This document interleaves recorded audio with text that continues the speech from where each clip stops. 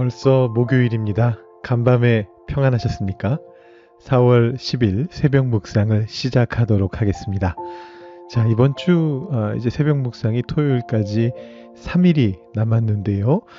그러고 나면 다음 주에는 고난주간 특별 새벽 기도회를 하게 됩니다. 지금처럼 이렇게 시리즈로 묵상이나 통독을 하고 있을 때는 이런 특별 새벽 기도회 시간이 되면 어떻게 해야 되나 고민이 될 때가 있습니다. 예를 들어서 작년 고난주간에는 큐티인이 마침 고난주간에 요한복음의 십자가 순환을 다루고 있었기 때문에 저희가 그걸 끊지 않고 그대로 그 큐티 책에 나오는 내용 그대로 특세를 했었습니다. 반면에 기억하실지 모르겠습니다만 재작년 가을 특별 새벽 기도회 때는 이 창립기념주일하고 연결해서 큐티책하고는 다른 본문으로 특별 새벽 기도회 설교를 했었습니다. 자, 올해 고난주간은 어떻게 할 것이냐? 그건요, 복음서로 넘어와서 예수님의 마지막 말씀, 가상 7원으로 말씀을 전하게 됩니다. 우리 고난주간 특별 새벽 기도회와 성금요일 예배 총 7번의 예배에서 이 가상 7원을 하나씩 다루려고 합니다. 그러면 이제 혹시 걱정되시는 분들이 계실 것 같아요. 우리 그 통독하던 거는 그러면 어떻게 됩니까? 이렇게 물어보시는 분들 계실 것 같은데 다행히도 다음 주 통독 본문이 역대상입니다.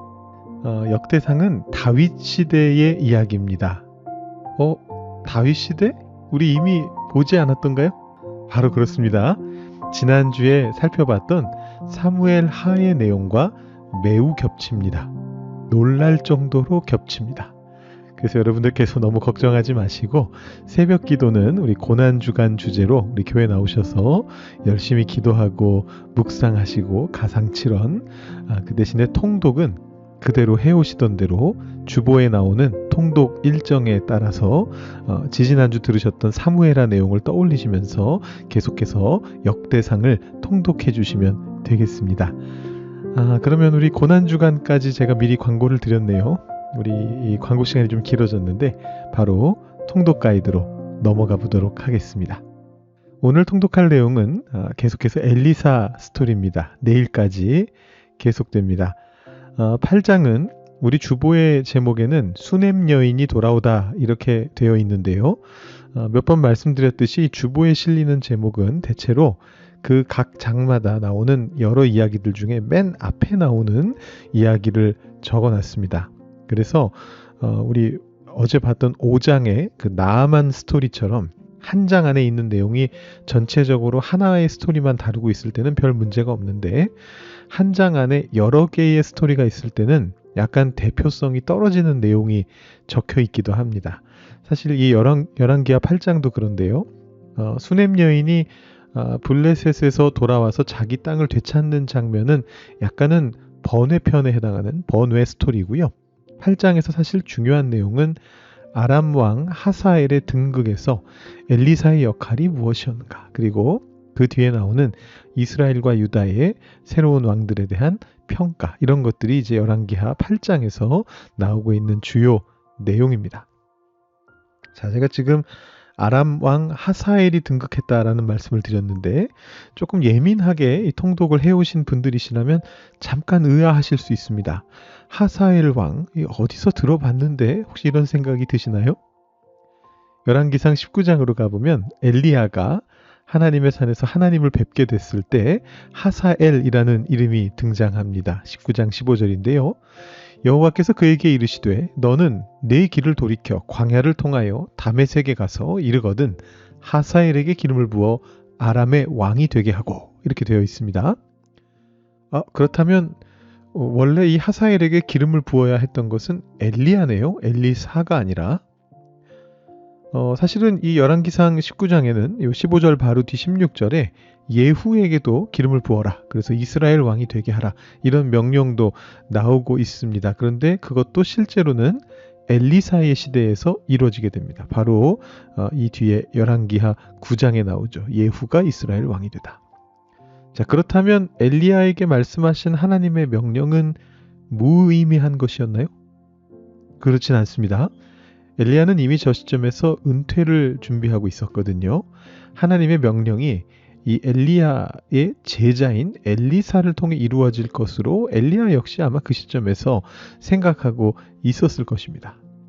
명령 자체가 엘리야에게 주어졌지만 그것이 엘리사를 통해, 제자를 통해 이루어집니다. 그 명령이 지금 이제 수행되는 것입니다. 결국 8장 15절에서 하사엘이 아람의 왕이 되는 것이죠. 그리고 나서 16절부터는 남유다 왕국의 왕이 둘 등장합니다. 여호람과 아하시야입니다. 이것도 근데 통독을 예민하게 해오셨던 분들은 어디서 들어본 이름인데 이런 생각이 드실 수가 있어요. 왜냐하면 바로 직전에 북이스라엘 왕도 먼저 이 여호람이라고 하는 동일한 이름을 가진 왕으로 바뀌거든요. 근데 그 북이스라엘의 여호람은 또 아하시야라고 하는 형의 뒤를 이었습니다. 그래서 지금 굉장히 우리를 헷갈리게 만드는데요. 여러분들을 도와드리기 위해서 표로 한번 표시해 보겠습니다. 앞에 화면을 보시면 제가 표를 하나 올려드리는데요. 자, 북이스라엘의 왕은 이렇게 흘러갑니다. 아합 왕의 아들인 아하시야가 아합의 뒤를 잇고요. 그 다음에 여호람이, 이 사람도 아합의 아들입니다. 아하시야의 동생인데 이렇게 해서 왕위에 오르게 되고요. 그 후에 남유다의 여호사밧 왕의 아들인 여호람이라고 하는 사람이 또 남유다의 왕이 됩니다. 그래서 북이스라엘과 남유다가 동일한 이름을 가진 왕이 통치하게 되고요. 그리고 여호람의 뒤를 아하시야가 잇게 됩니다. 이 아하시야는 여호람의 아들입니다. 그런데 놀랍게도 이 여호람과 아하시야, 남유다의 왕들도 아합하고 관련이 있습니다.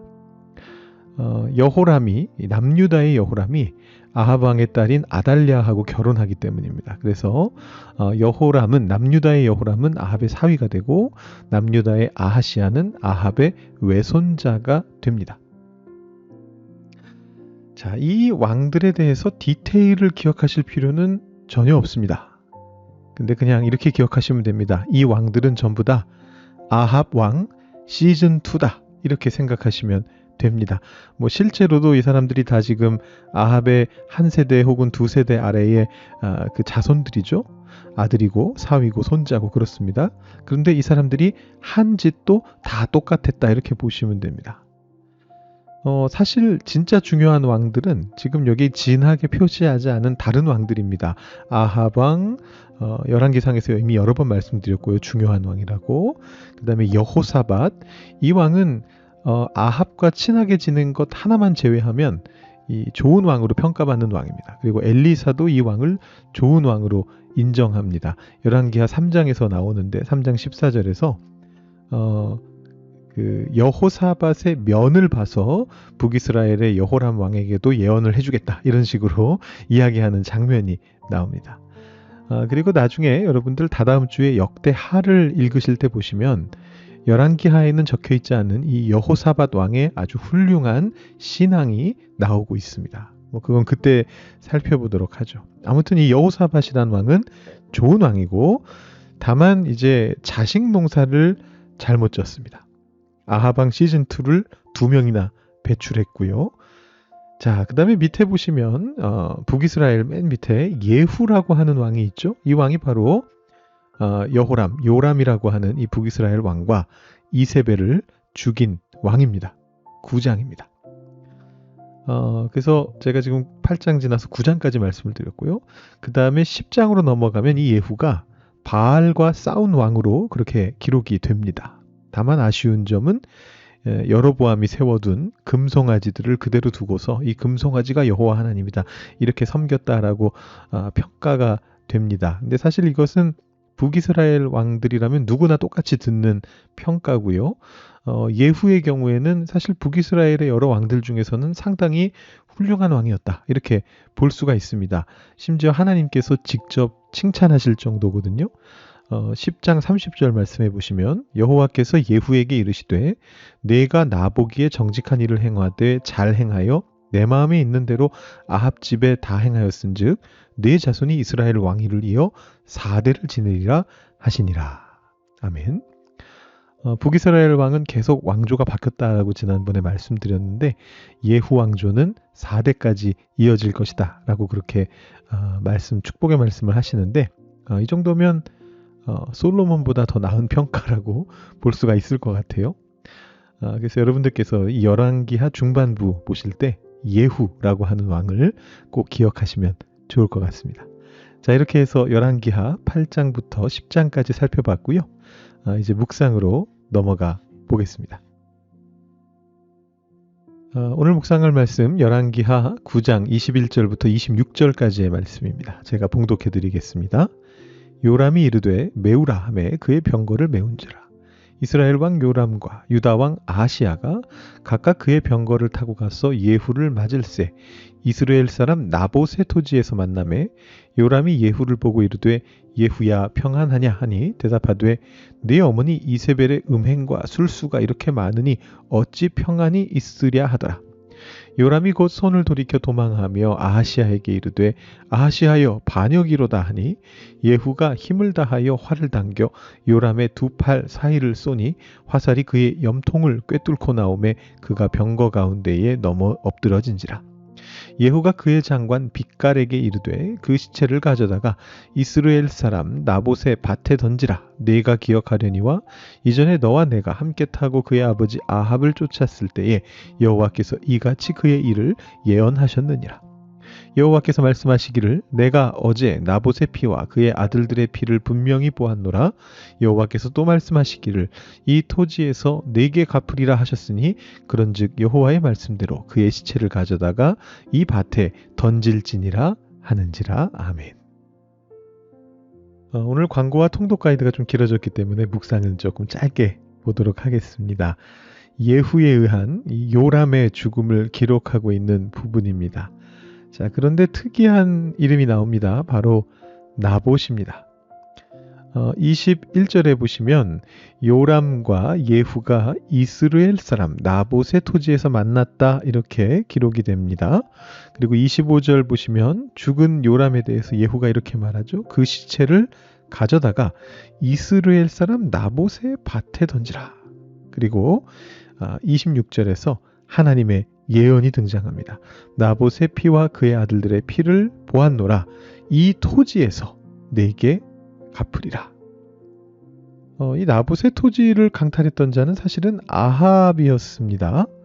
열왕기상 21장에 등장을 합니다. 그는 그 일로 인해서 죽음을 예고받았으나 하나님의 앞에서 죄악을 회개했기 때문에 진심을 담아서 회개해서 그 징벌이 몇 대 후로 유예가 되었습니다. 그 유예됐던 일이 지금 여기서 일어난 것입니다.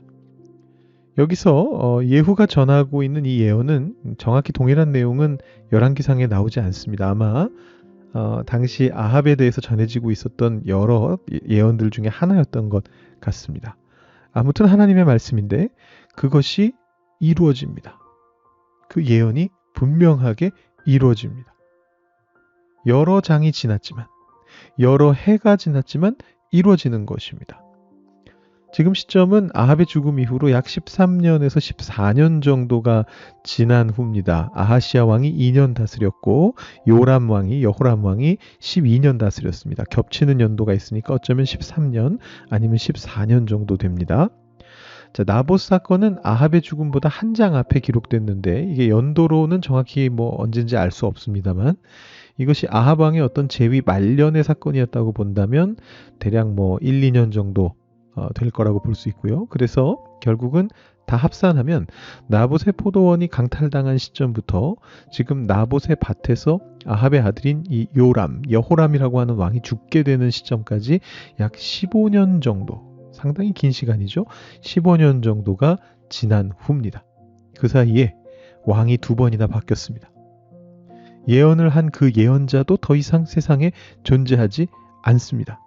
지금 예후가 전하는 예언이 누구 예언인지 확실치는 않은데 많은 학자들은 그 말의 말투로 봐서 엘리사가 아니고 엘리야의 예언이라고 생각하거든요. 엘리야는 이미 하늘로 들려 올라갔습니다. 없습니다, 여기. 그럼에도 분명하게 그 예언이 이루어지는 것입니다. 하나님께서는 말씀하신 바를 반드시 이루십니다. 우리가 하나님 말씀을 깊이 존중하고 경외하고 두려워하면서 따라야 하는 까닭입니다. 앞서 통독 가이드에서 살펴보았듯이 이 일을 이룬 예후는 하나님께로부터 칭찬을 받고 왕위가 이어질 것이다라는 축복의 말씀까지 듣게 됩니다.